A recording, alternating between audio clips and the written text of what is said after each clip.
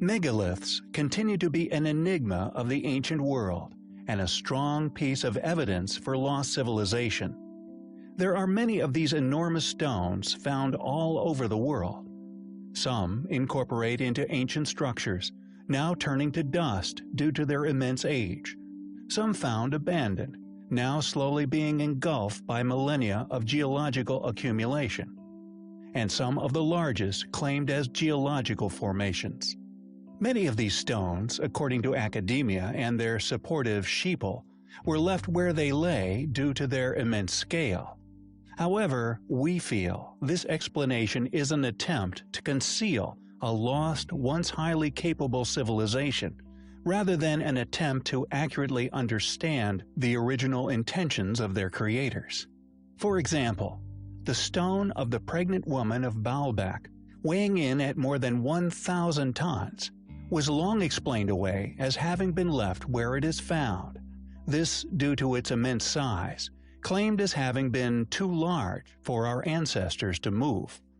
This tale, still circulated by certain groups of thought, regardless of the fact that, since this excuse was created, the stone has been found to be resting atop another, possibly of a larger scale, making the remnants of a stone wall, once of unimaginable size. The weights that would have been involved in these constructions, their foundations, and indeed the weight-bearing features that were incorporated into the design of the builds, are inconceivable to the modern man, let alone our well-studied ancestors, which academia claims as their builders. Structures such as the Great Pyramids were undoubtedly calculated and carried out by a civilization of immense capability. For example, on a much smaller scale, yet still demanding unquestionably advanced knowledge of architecture, a structure we recently covered, the Treasury of Atreus.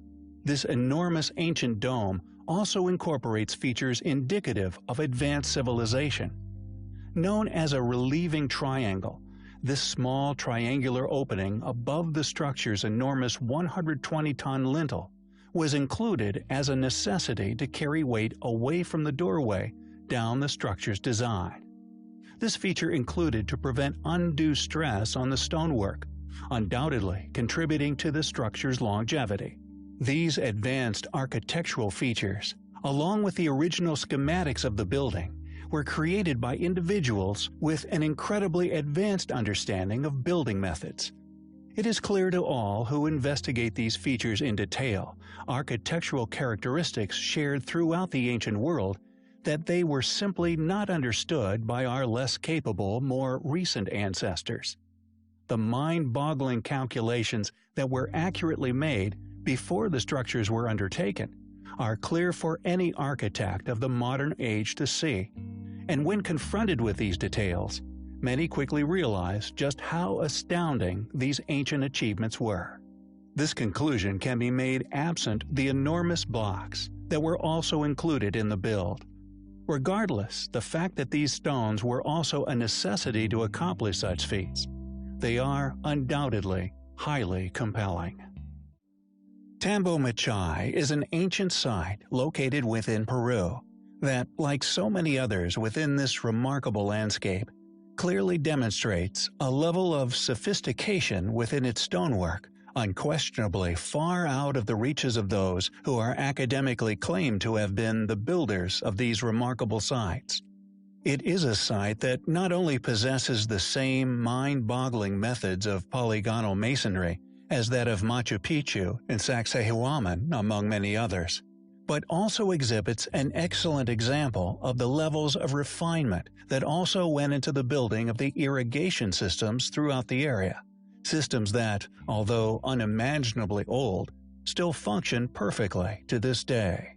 Furthermore, and perhaps most intriguing regarding this area, even eclipsing these astonishing feats of ancient engineering, is an area in particular which exhibits some of the most perplexing peculiar feature to be found anywhere in ancient Peru.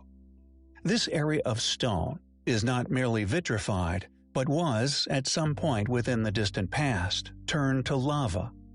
With the limited investigations available, predictably none of which undertaken by funded academics, It has been revealed that this mysterious event did not occur as one would have presumed, from a heating from above, but from beneath, or perhaps from within the center of the stonework, successfully melting the stone wall in its entirety into a pool of liquid magma.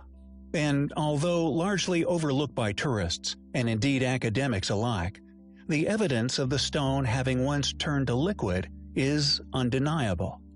The question then, what turned this stone to liquid? Was it some form of weapon? Or perhaps is this evidence to suggest how polygonal walls were once built? Perhaps these as yet unexplained polygonal walls were constructed with such precision due to a past ability of its builders, able to melt and shape these stones prior to placement. Or perhaps, could this melted stone be evidence of a war? One that occurred between the inhabitants of these ancient ruins and an unknown entity, ultimately resulting in their demise.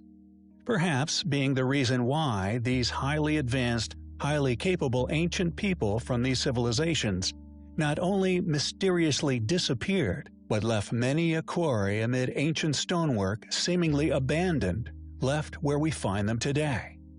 In another area of the world, far away from Peru, there also exists compelling evidence of such a war, having actually once taken place with a possible entity from above. Eerily, this site is claimed as the remnants of a battle with God, specifically surrounding the biblical story of Sodom and Gomorrah. Sulfur balls embedded among the landscape at this specific site is undoubtedly compelling evidence to support these accounts of war, a holy war undertaken at this specific location that, regardless of Holy Scripture, was fought with a foe of considerable ability. Exclusively found at these sites are white, pure sulfur balls embedded in the mortar that now, due to their tremendous age, are slowly turning to powder. The sulfur found at these sites has also, intriguingly, been tested from 93% to as high as 98% pure sulfur, with trace metals such as magnesium found within that would have produced astounding heat, easily capable of melting stainless steel and indeed the stones within Peru. Furthermore, the brimstone found is significantly different to sulfur found elsewhere, almost as if this brimstone was specifically designed. For example, sulfur from within natural geothermal regions is yellow in crystal form. We find all these evidential factors highly compelling. Along with the many other unexplainable feats undoubtedly left by a highly advanced, highly capable lost civilization, there are the countless examples of extreme precision stone cutting. Not only is this remarkable past capability visible in their many stone walls and fortresses alike, but also in their exquisite artwork. If we look upon the statues of ancient Egypt, for example, the symmetry, along with the proportional precision present within their statues, is not only perfection personified, but unquestionably far too advanced for the so-called academically claimed builders to have achieved. According to the academics, along with their subsequent supposed accurate writings, these extraordinary feats of artistic perfection were somehow created by a group of individuals who were merely equipped with copper tools. Not only is this claim clearly ignorant of reality, but to create such works of symmetrical accuracy was unquestionably the work of a group of individuals far more advanced than even that of the Victorians, let alone those who thrived along the banks of the Nile more than 3,000 years ago. Not only is this precision present along the Giza Plateau, but it is also found at ancient sites all around the world. Masterfully created statues and structures, often carved straight out of stone bedrock, with such vision and artistic prowess that many now presume that the individuals capable of such feats must have had advanced machinery at their disposal. Most of ancient India, for example, is created with such delicacy and exactness that we today could only accomplish the same with the utilization of modern machines. Furthermore, many scholars and independent researchers, Even a number of highly recognized academic Egyptologists have reluctantly concluded that many of the basalt, gypsum, and other vases shaped from extremely hard stones, and indeed a number of multi-ton sarcophagus lids, were indeed turned into the shapes we see them as today, on some kind of ancient, enormous lathe. This conclusion is made regardless of the fact that to create such enormous stoneworks on a lathe would have undoubtedly been out of the realms of capabilities for those who are currently claimed as their creators. Not only do the ornamental artifacts of Egypt and much further afield strongly indicate machined working, but there is also overwhelming evidence of these same machines reminiscent of modern stone-cutting equipment present all over the world. Yet, conveniently, it is quietly ignored by the same individuals who have supposedly unraveled the history of these sites. Pumapunku, Giza's basalt floor, other areas throughout Giza, Peru, Malta, the list goes on. All these sites not only indicate an advanced, highly capable constructor, but also possess countless marks that, as of yet, we can only explain logically as having been left by precision, quick rotation, stone-cutting machinery. They are yet another overwhelming collection of evidence, which not only flies in the face of current academic explanation, but proof of an advanced, now lost civilization, having once been responsible for these sites' construction. They are highly compelling. Our mission upon our channel is to compile and present enough evidence of the existence of a past, highly capable, technologically advanced ancient civilization that once flourished here upon our planet, that it not only proves their existence beyond reasonable doubt, but vindicates all those who have either lost careers, funding, or worse, just for telling the truth. Our intention is to display to the world that a civilization once lived here on our planet, that not only mastered the art of stone masonry, but quarried, moved, and built with stones of such gigantic weights. Not only do their activities escape modern explanation, but have been deliberately ignored, covered up, and denied by an academia who claim to have all the answers. There are many areas of the planet which still possess many of these compelling artifacts, not only supporting our premise and conviction, but baffle all who try to explain them. And although, predictably, rarely shared by academics the world over, one of these ancient places is known to the modern man as Italy. Seemingly littered with not only polygonal masonry, ancient pyramidal structures, multi-ton lintels and archways, but contains countless other compelling, extremely ancient yet surviving features, which not only indicates the existence of this past civilization, but have been investigated by a number of alternative antiquarians throughout the eras, who, after in-depth analysis, have come to predictably startling conclusions in regards to their age and indeed possible origins. We have in the past covered a number of these ancient sites, one of which being the Cyclopean Wall, which still surrounds the ancient Acropolis of Alatri, and indeed the astonishing polygonal masonry which makes up the apparently Greek-constructed Necromantion, a place not only proven due to the polygonal architecture to undoubtedly predate this academic explanation, but also, thanks to our own study of the site, has fingerprints left by a tool within the main chamber, said to be the passageway to the underworld of Hades, that we have identified and linked to a number of other unexplained sites found throughout the world. However, this coverage of the Italian relics we have so far explored is but a fragment of what is actually hidden among the winding streets and rolling hills of Italy. Alternative researchers, most notably Giuseppe Lugli, have carried out studies of the unexplained polygonal techniques, which can still be found existing within Italy.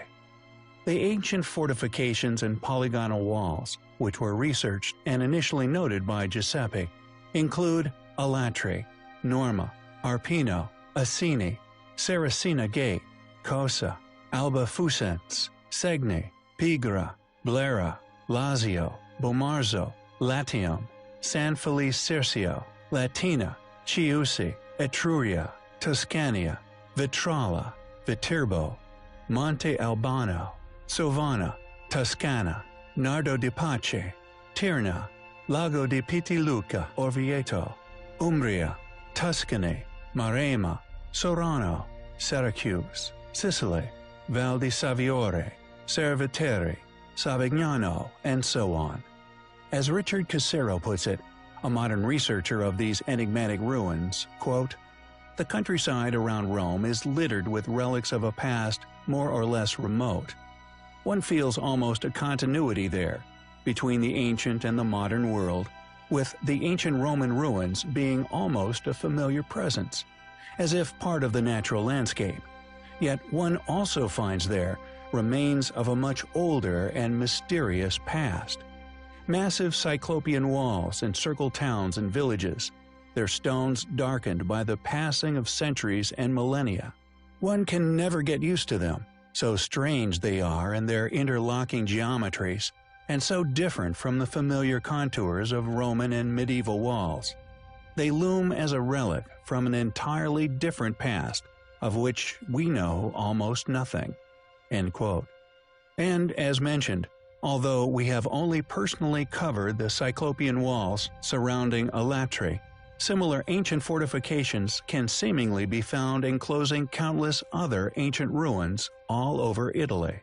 The small towns of Sutri, Emilia, Pellestrina, Ferentino, Segni, Sezza, Veroli, and Arpino, all in the province of Frosinone, Norba, Cori, and Circe, Cortona, Cuma in the province of Latina, Emilia in nearby Umbria, as far as Ansidonia, Orbitello, and Roselle in Tuscany, and Albafucens in Abruzzo, are entirely surrounded by cyclopean walls, surviving to this day in various states of preservation, an indication of a fear these people had of some form of outsider. The stone walls, some of which constructed from truly gigantic blocks, each weighing many tons, are as finely fitted together as the many other mortarless ruins found elsewhere the world over, such as within ancient Peru.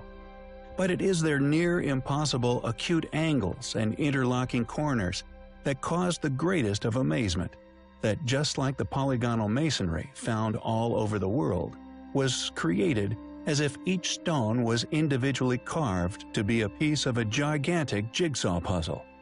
These features, along with their gigantic scale, are relics not only overlooked by the thousands of people who visit Italy each year, but, as we have previously discussed, are overwhelming evidence of an ancient civilization far more capable than any of the well-studied ancestors that academia claim as the original builders.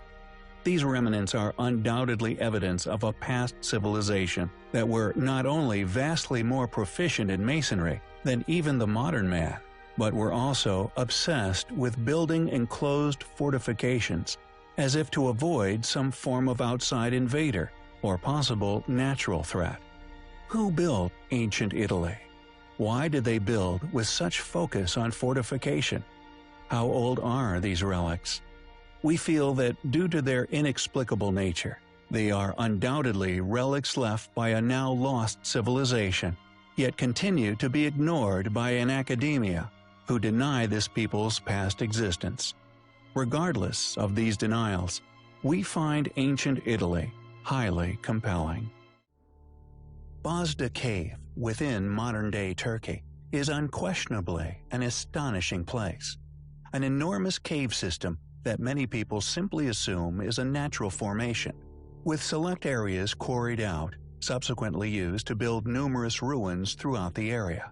However, what many people have seemingly overlooked, and we presume funded academics have deliberately ignored, are the signatures left all over the stonework throughout the network of caverns, strongly indicating that this huge complex was once, somehow, hewn by ancient man.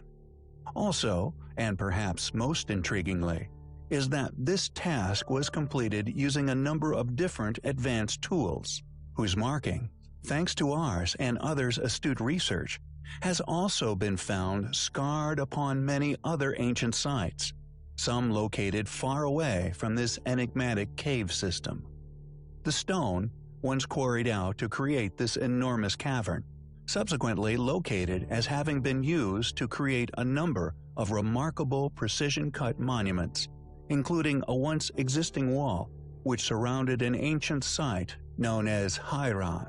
Additionally, due to the realization of this quarried stone having been used in Hairan, in addition to our own previous research, we have successfully linked Bazda to yet more ancient ruins, all dated to vastly different eras within history.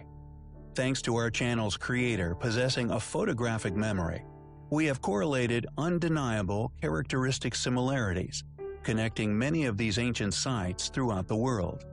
Firstly, the signatures left by advanced stone-cutting technologies, tool marks left upon the cave system's walls.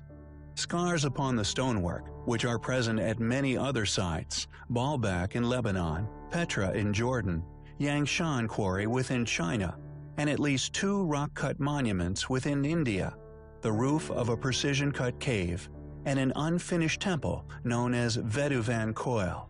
This crescent-shaped scarring, often of an overlapping fashion, we feel is reminiscent of scars left by modern-day tunnel boring equipment. Yet due to the lack of in-depth research surrounding such anomalies, with these tool marks, as far as we are aware, only receiving limited attention at Baalbek and merely photographed at Yangshan, have begun to name such markings ourselves in an effort to categorize and identify such curiosities being discovered worldwide, with these now known to us as crescent cup and ring marks.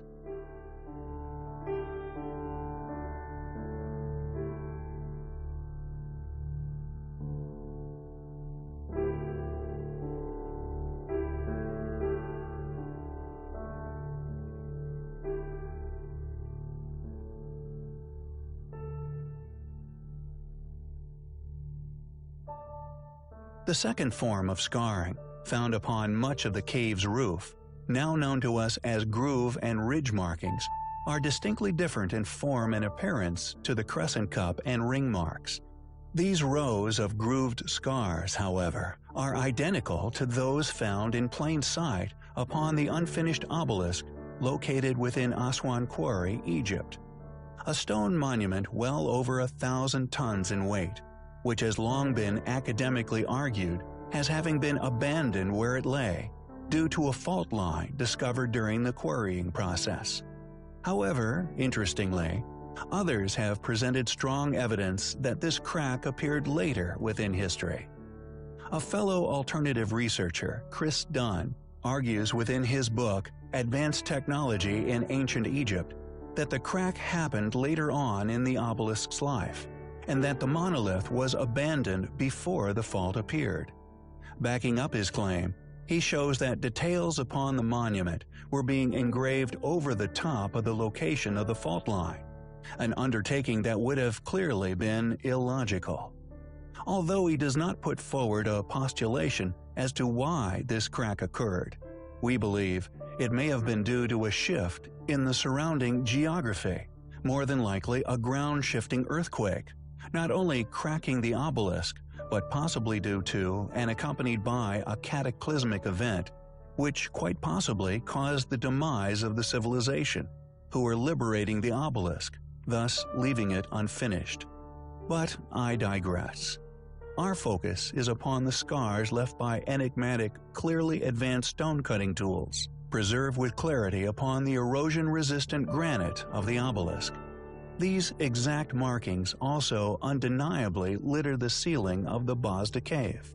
Additionally, these groove and ridge marks are also found upon the megalithic, often polygonal stonework within Peru, at Cusco, the fortress of Sacsayhuaman, and Machu Picchu, to name but a few. The third set of signature scarring upon the cave stone walls links Bazda Cave to another similarly gigantic artificially created cave system, known as Longyu Caves, located within China. Once an undoubtedly immense excavation, yet the quarried stone from this undertaking has never been located. Millions of tons of stone seemingly vanished from the face of the earth. However, thankfully, the quarried stone from the Bosda cave systems, as mentioned, was utilized and located. However, the civilization responsible for shaping these quarried stones at Haran were unquestionably responsible for several other sites found around the world. YouTube channel New Earth, first linking these curiously shaped stones to Nimrod's fortress on Mount Hermon with Jerash in Jordan, with us continuing this trail of connecting ancient dots, thankfully due to the uniqueness of stonework. Let's compare the Nimrod fortress with this historic city in Jordan, which according to mainstream sources was conquered by the Romans, and they built their typical Roman architecture consisting of columns and so on the top of the older ruins.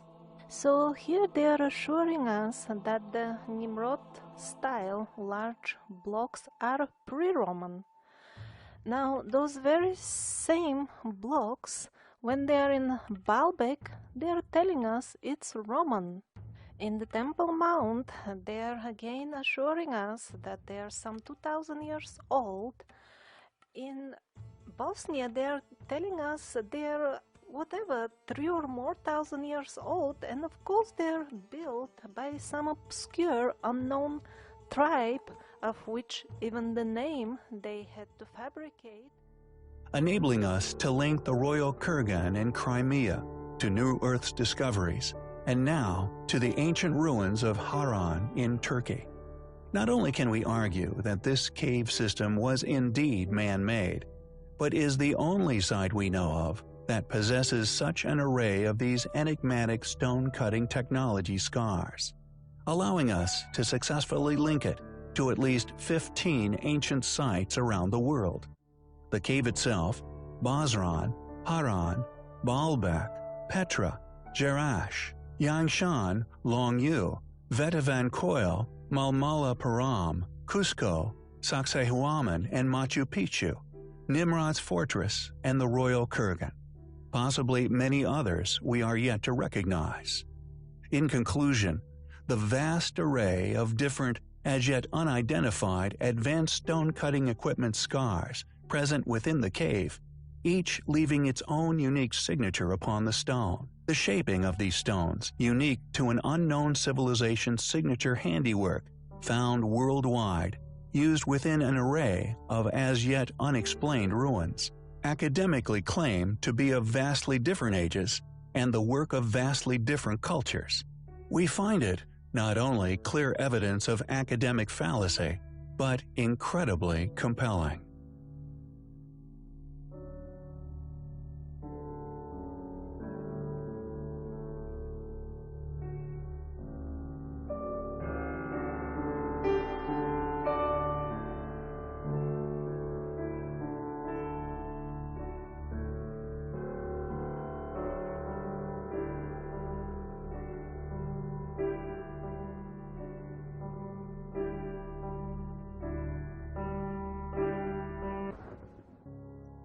The royal kurgan, undoubtedly an astonishing, highly unusual ancient structure, one of many such structures found within the local area, yet the royal kurgan the most impressive by far. Found within eastern Crimea, this incredible building, predictably, like many other miraculous, possibly pre-cataclysmic, as yet unexplained ruins, which we so often cover on our channel, not only possesses features strongly indicative of a culture far predating the current academically attested constructors, but this impressive structure, like the many of the other structural relics found throughout the world, is claimed as a mere tomb. We hypothesize this is due to their inexplicable nature, revered by our more recent ancestors, and as such, selected burial locations for rulers of these more modern, well-studied residents of the area, with the royal kurgan being no exception. According to academic study, it was apparently created with the sole purpose of being that of a tomb, constructed for the ruler of the Bosphorus kingdom within the 5th century BC. We postulate, however, that these structures were merely reused as tombs, subsequently becoming locations of worship for these once powerful individuals. Our claim that the Kurgan far predates these technologically challenged, academically claimed cultures is also strongly supported by architectural evidence found elsewhere on Earth, sharing unmistakable, compelling characteristics with other well-known ancient structures we have previously covered, which we postulated, due to the great antiquity of the structures, were undoubtedly surviving relics of a now lost pre-Diluvian civilization. It is unquestionably an enigmatic structure, with its most unusual and also recognizable feature being the mysterious, almost unique shape of its stonework. However, most intriguingly, this uniquely shaped stonework is a feature also found within the fortress of Nimrod, located upon the southern slopes of Mount Hermon, located an impressive 1,300 miles away. We find the chances of this extremely unusual type of masonry being made and subsequently used on these separate structures a mere coincidence highly unlikely. It is far more likely, regardless of the extreme distance between the structures, that they were, in fact, built by the same people, a group of highly capable constructors currently ignored by academia. We find it to be a far more likely, logical hypothesis that this mysterious group built the Royal Kurgan for an as yet unexplained purpose, using stone shaping methods unique to them. Furthermore, as covered previously, just like Nimrod Fortress, located by New Earth Channel, there is yet another ruin built with these same easily identifiable blocks, found within the oldest foundations of the ancient ruins of Jerash in Jordan. This lost civilization's unique finish to their stonework, incorporated into each build, fortunately makes connecting these builds to the same constructors seemingly undeniable, and due to the fact that the Fortress of Nimrod and Jerash alike feature this stonework at foundation level, officially recognized as the oldest portions of both sites, we can logically presume that the Royal Kurgan not only shares the same constructor, but also likely shares the same tremendous antiquity. What's more, due to the sheer size of some of the stones utilized within Nimrod, indicates that it is existing work, created using lost knowledge, thus built by a lost civilization.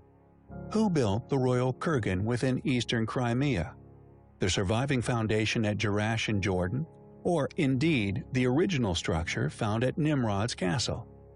Were these structures built by the same, once highly capable, highly advanced ancient civilization?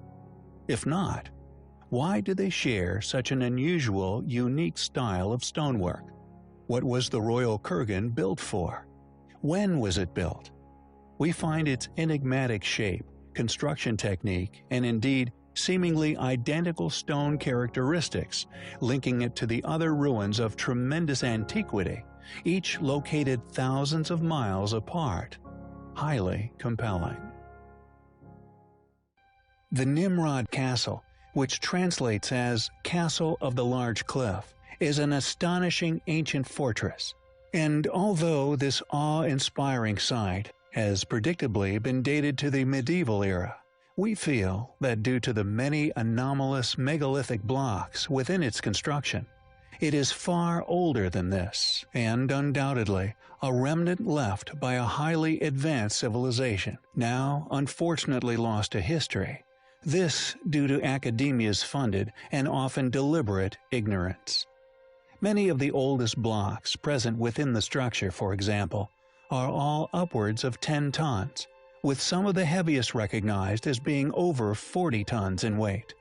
How modern curators and academics alike can attest to these ruins having been created by our tremendously less capable medieval ancestors, we feel, is preposterous.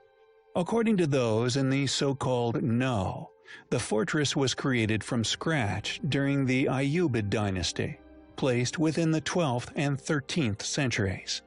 The dynasty undoubtedly existed, This we do not deny. We also do not disagree with the posit that the dynasty ruled large parts of the Middle East during these centuries. However, we suspect that, just like the many other unexplainable ancient advanced ruins found throughout the world, these more recent ruling ancestors, and indeed the large array of ancient artifacts which they left, creating an archaeological legacy, has been used to conveniently date and explain this miraculous structure away, avoiding the controversial truth which is clear for all to see. The fortress is situated on the southern slopes of Mount Hermon, upon a ridge that rises over 2,600 feet above sea level, overlooking the Golan Heights. We feel that due to its strategical location, much of the structure was rebuilt upon. This task completed with the purpose of guarding a major access route. We believe that upon the leader of this dynasty, Al-Aziz Uthman, discovering the enormous, impenetrable polygonal masonry still in existence within the walls of the site, that were left by a people who, at some point within antiquity, mysteriously vanished. This leader made the logical decision to build upon the impressive remnants, with these walls being reused, utilized for a more modern fortress. This second phase, predictably made with far smaller blocks, and thus can be easily explained as medieval architecture. A fortress could have indeed been its original purpose, this due to its strategically placed location. Indeed, other ancient, advanced, seemingly impenetrable fortresses can be found in other places within the world, such as Sacsayhuaman, although its true grandeur or its initial advanced builder's intention for the structure may take tremendous, meticulous alternative research to eventually unravel. Furthermore, intriguingly, the enigmatic yet highly recognizable shape of this initial stonework is also present at another site, possibly a number of other sites, although in particular within Jerash, a site currently claimed as Roman. Who built the fortress of Nimrod? How can academia claim that this site was built by the Ayyubid dynasty, while another ruin, unquestionably constructed with the same form of megalithic blocks, seemingly dating for the same era, be that of the Romans? We feel that these two sites, each containing the same building features, yet claimed as completely different civilizations' work, both placed within our more recent history, yet in vastly different centuries, is clear evidence of academic fallacy, evidence of their explanative contradictions when it comes to the many currently controversial ancient ruins of Earth. Nimrod Fortress is yet another jewel in the crown of a civilization currently lost to history.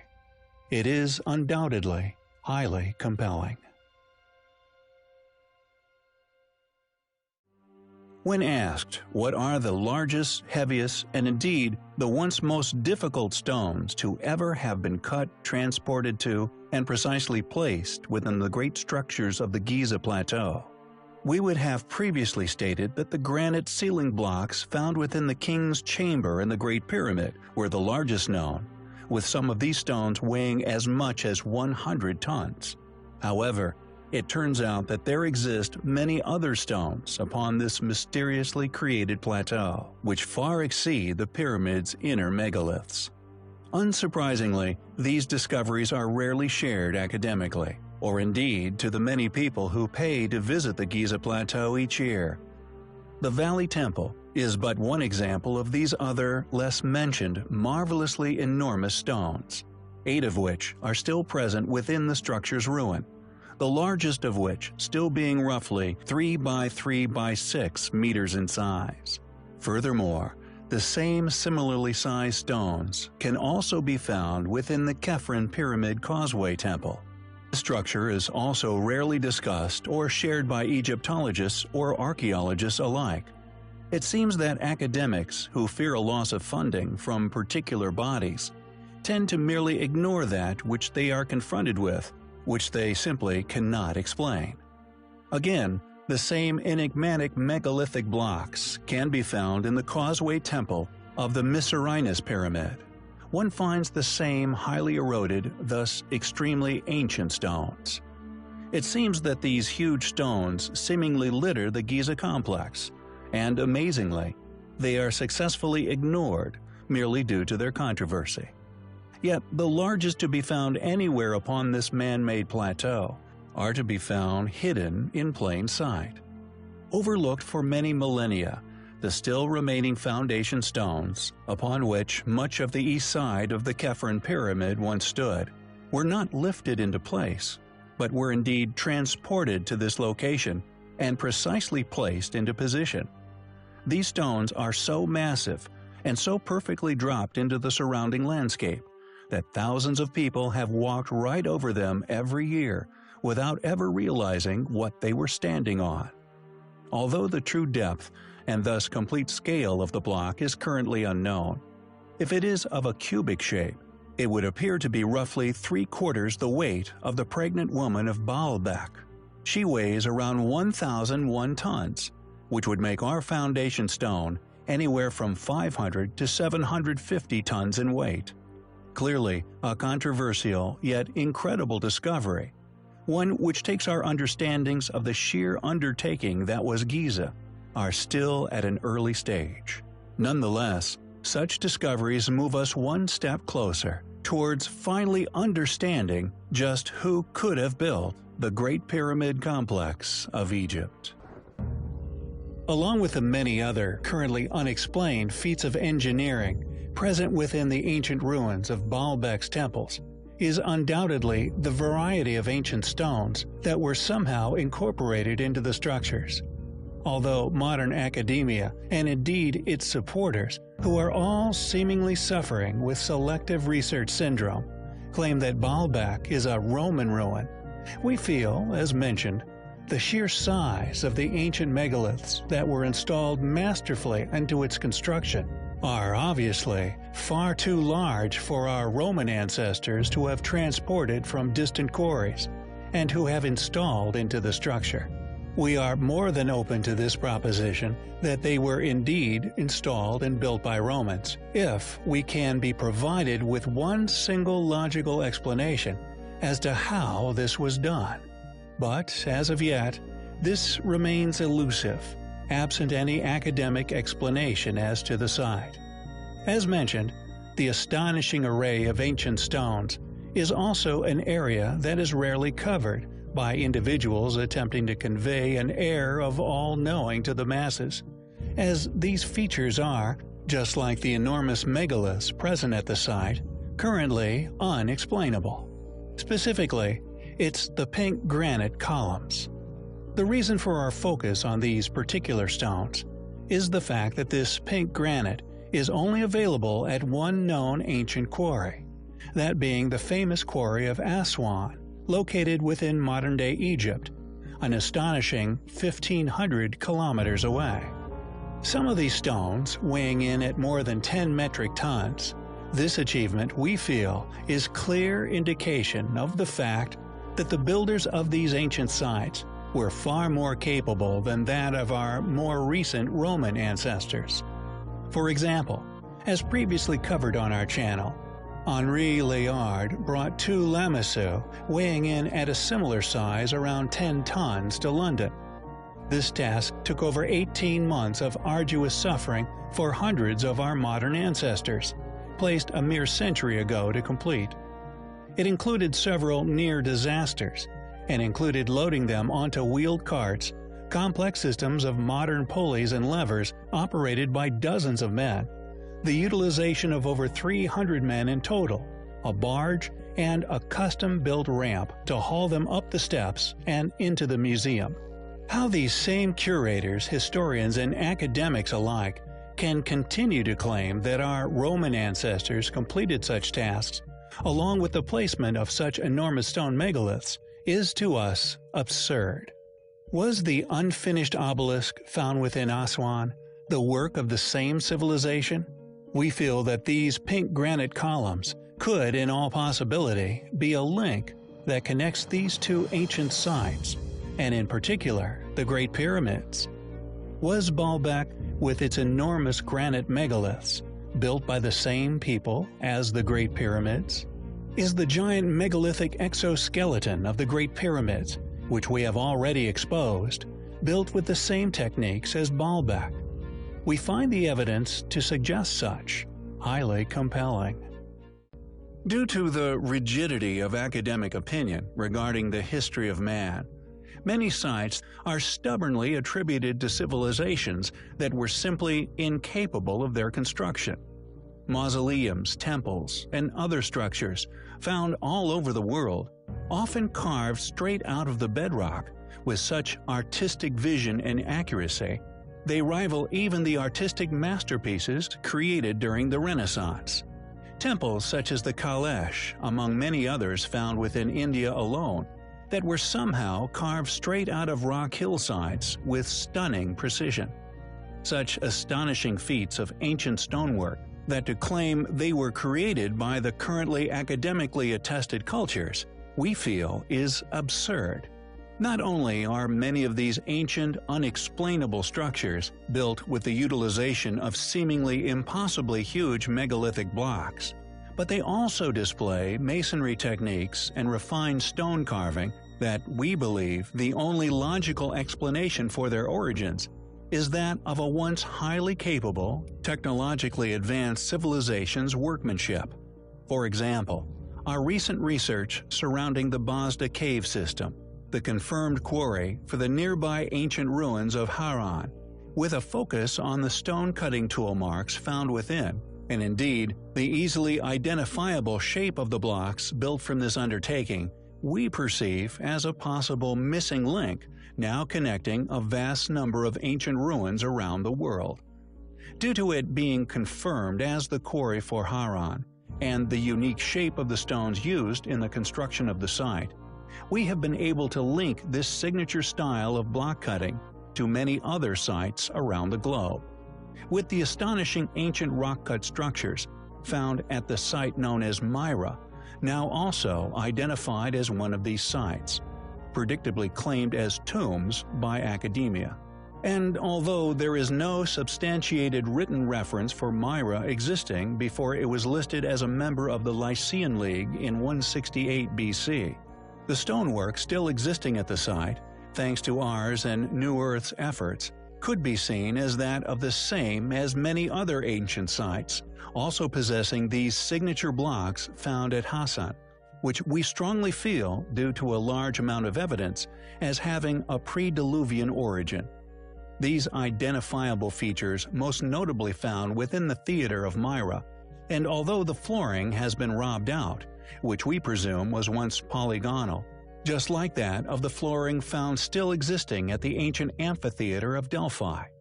Additionally, the precision with which these pertained tombs were cut into the sheer cliff face is to us clear evidence of a civilization's work far more capable than that of the academically claimed builders, the Iron Age Lycians, or even the Greeks.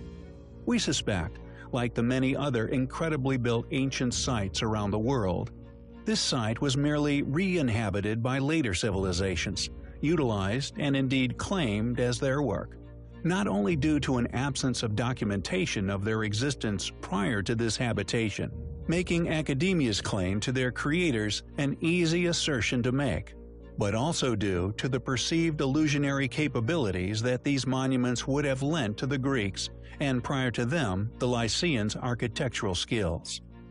There are two necropolis of these rock-cut temple fronts found at Myra, the first being the river necropolis, and the second being the ocean necropolis. The best-known tomb in the river necropolis is the Lion's Tomb, also called the Painted Tomb.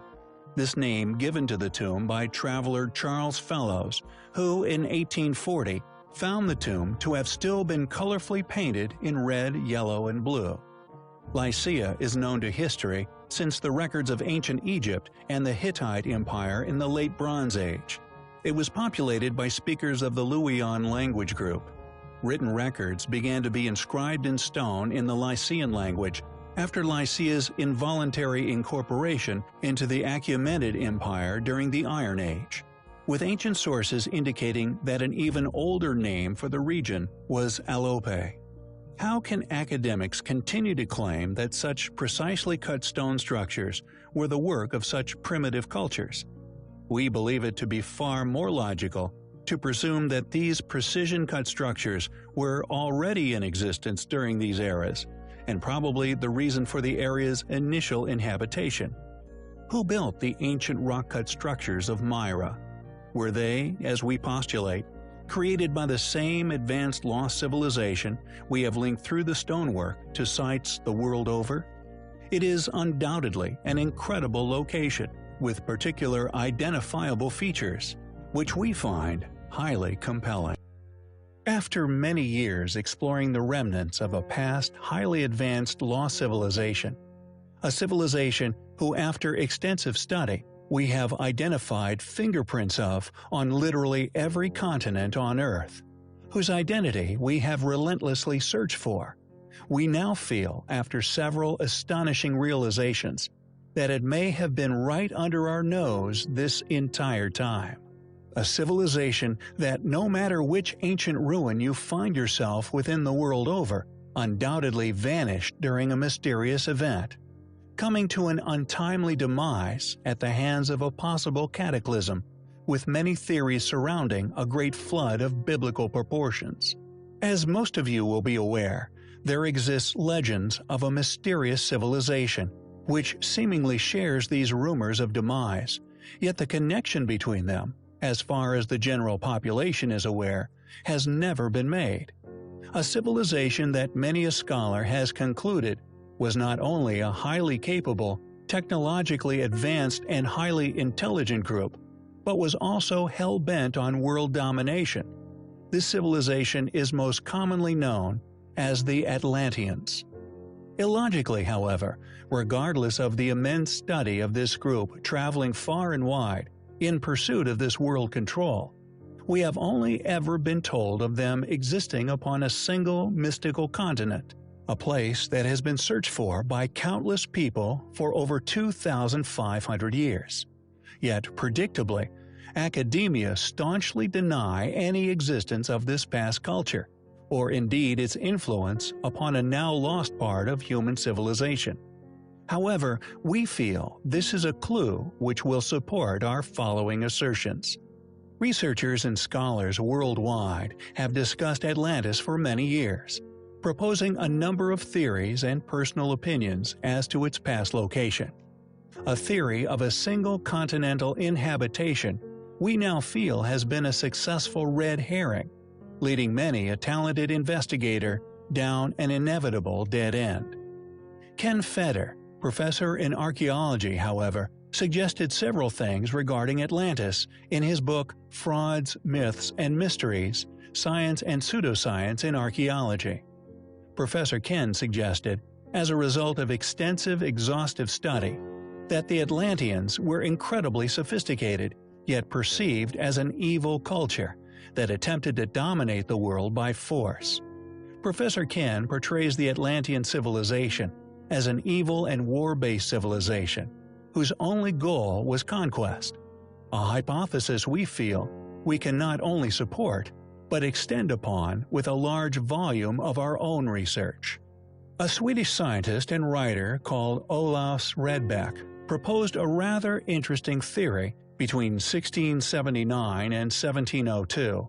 He wrote a 3,000-page treatise comprising a total of 4 volumes called Atlantica, in which the author attempts to suggest, and indeed prove, that Sweden was Atlantis, the cradle of civilization, and that all human languages evolved from Swedish.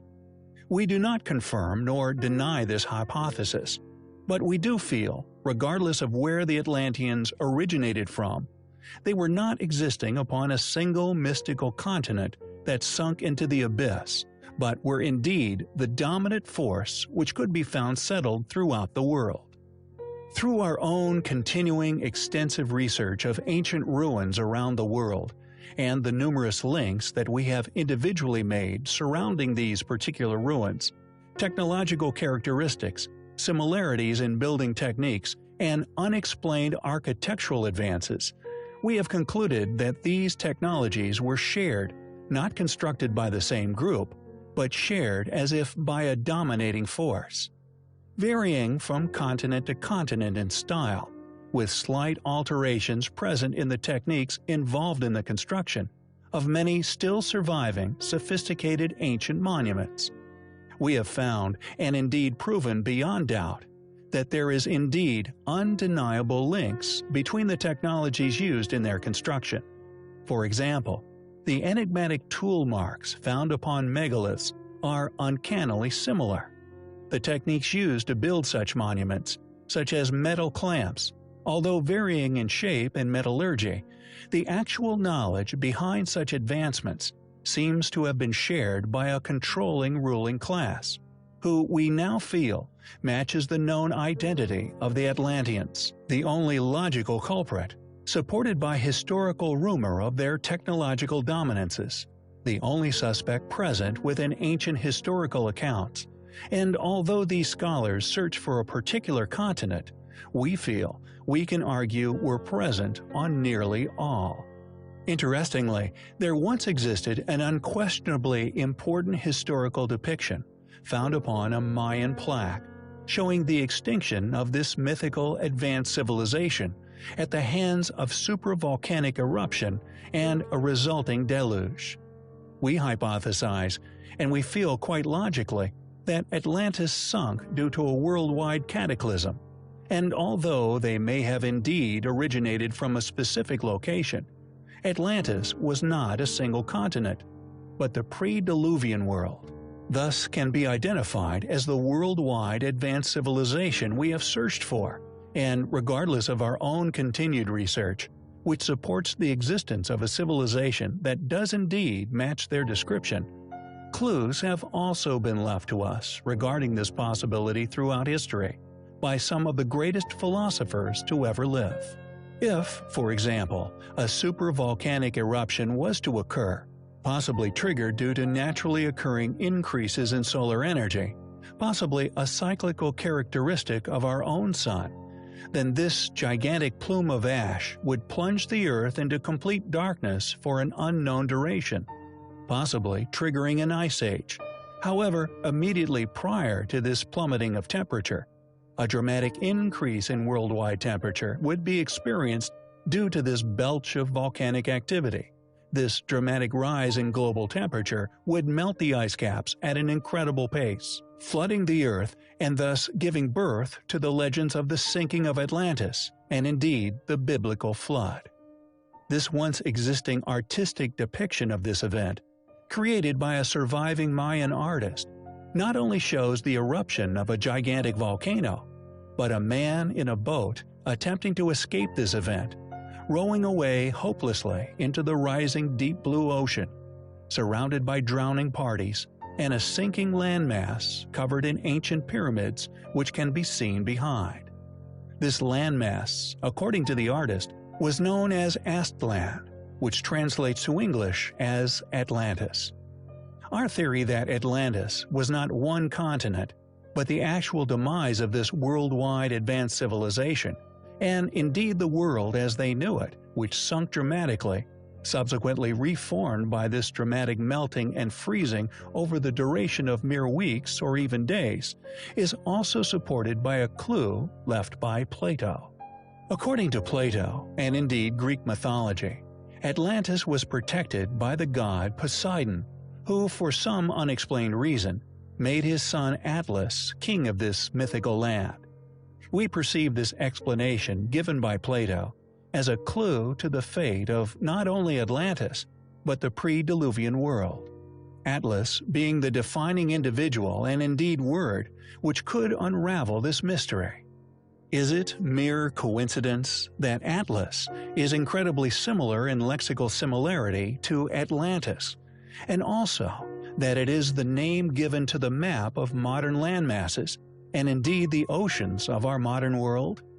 Could this making of Atlas as king by Poseidon, claimed by Plato, be an admittance to an awareness of the Atlanteans' fate by Plato himself, with Poseidon deciding the fate of Atlantis, the god of the sea, earthquakes, and thus cataclysm? Has this mythical continent of Atlantis never been found, because we have already found it. Proof of their existence, and indeed inhabited landmasses, being all the existing advanced ancient ruins we so often cover here on our channel, which escape explanation, surviving above the waves. Not only has the ancient pyramids been found to have once been submerged under several meters of seawater, but countless other ruins we have covered also share this intriguing characteristic. Are we looking at the past existence of the Atlanteans every time we explore an as yet unexplained advanced ancient ruin? The instructors of these ruins, the font of this knowledge, having been the Atlanteans themselves, who, just like the legends tell of, met their untimely demise at the hands of a great deluge? We find the evidence to suggest such highly compelling. Mersin, a large city and port on the Mediterranean coast of southern Turkey, with some extraordinary ancient ruins. Named after an aromatic plant, Mersini, a genus of the myrtle plant family, a plant which has a deep and mysterious historic relationship with humans, still to be found growing in abundance in the area. A place which 17th century traveler Eviaci Liber wrote of, noting an ancient clan named Marcino Liber, presumably also named after this special species of plant. Excavated by John Garstang, who managed to examine 23 levels of occupation at the mysterious ruins. According to academia, the ancient fortifications found at the location were put up around 4500 BC, with the site, like so many others we have covered over the past 2 years, abruptly abandoned at some point within antiquity. That, although obviously due to a cataclysmic event far before 4500 BC, is a date argued by funded academics worldwide. Our recent video explaining our own conclusions of this being due to natural cyclical solar activity, subsequently triggering volcanic eruptions, which in turn triggered great floods and a possible ice age. It seems struck a chord that some do not want resonating, with it being aggressively dismissed by a volley of objections, coming from several directions and sources. Our own thesis, based upon personal, exhaustive, and detailed exploration, often accompanied by our own personal discoveries at sites the world over. Discoveries never before made or indeed publicly shared. Often intriguing connections linking these ancient sites with each other. Our theory regarding their demise, however, has been attempted to be dismissed, seemingly en masse, in favor of a comet impact, with most of mainstream media, including Nat Geo and indeed the Smithsonian, not forgetting a certain suspiciously successful YouTube channel, which we shall not mention the name of, who we now perceive as controlled opposition to our own hard-earned discoveries and conclusions thereof, releasing a volley of opposing claims shortly before and immediately after our own release of information surrounding our solar hypothesis. This released within our video concerning Atlantis being that of the pre-Diluvian world, rather than a single continent, with these mainstream entities pushing an opposing theory in unison, relating to a conveniently timed discovery of a comet impact crater in Greenland. Additionally, we also believe we have unraveled, after some contemplation, their motivations for attempting to conceal solar activity as being the original causation. Yet, we will leave it up to you to decide why these ancient sites worldwide were seemingly all abandoned.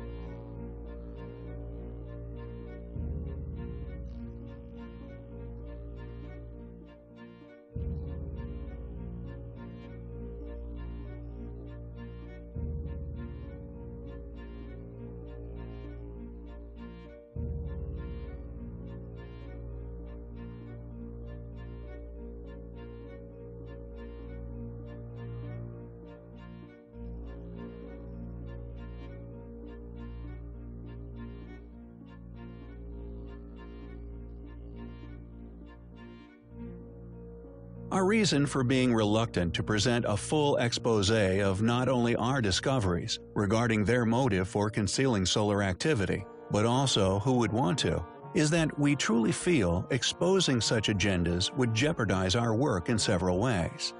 We may digress, however, if we continue our work along the same path. The astute among you may come to realize such motivations on your own. The focus of this video, however, is not solely regarding the recent attack we witnessed upon our work, regardless of the mountain of evidence we have surrounding solar activity.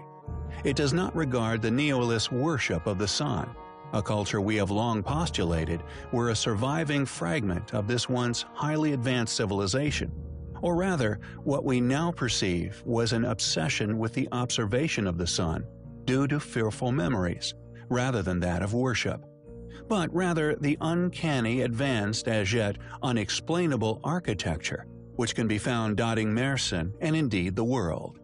Mersin, like many other extremely ancient, well-built fortifications, became a part of many states and civilizations: the Hittites, Assyrians, Persians, Greeks, Seleucids, and Lagids, to name but a few. With polygonal masonry being one of the most easily recognized characteristics, a characteristics for all you amateur explorers out there to use, to easily identify sites as pre-Diluvian. Littering the site, it is a sophisticated, unexplained form of masonry that is also found within Peru, Egypt, Necromanteon, uncannily similar in style, may we add, although many other Greek sites such as Delphi, Italy, Japan, South Korea, Turkey, Lebanon, and so on. A method of construction left by a civilization we now feel the evidence for the existence of, and indeed them being academically hidden thanks to ours and others' exhaustive efforts, has become overwhelming. And our suspicions regarding the reasons for the concealing of them, and indeed the reason for their demise, are irrelevant. Even if subsequently blaming climate fluctuations upon our planet, on human activities, is not only incredibly profitable, but also a cunning method of controlling the human population. These circumstantial factors are irrelevant to the evidence of the past existence of this extremely intelligent, clearly technologically advanced, and capable civilization. Evidence that has seen funded institutes scrambling to push specific opinions upon inquisitive minds. Regardless of whether we now realize the motivation behind the attack on our channel, undoubtedly being due to the fact that we are certainly onto something, regardless of Poseidon's trident, the undeniable links of this symbolic weaponry with modern-day destroyers, whether physical nuclear threats or spiritual depictive clues, indicators of specific human capabilities, not placed out of mockery, but a nod to those in the know, that if you watch our previous video carefully, will realize strongly supports our theory regarding the Atlanteans, Plato's clue, and academia's awareness yet concealment of such realities. These modern factors are irrelevant to our mission of unraveling the past. However, the fact that it seems that we must now tread carefully regarding the truth of ancient Earth, we do not find concerning, for indeed, we have long expected this reaction, a consequence we predicted would occur once we started to get close to a truth hidden by profiteering. Rather, we find it all to be highly compelling.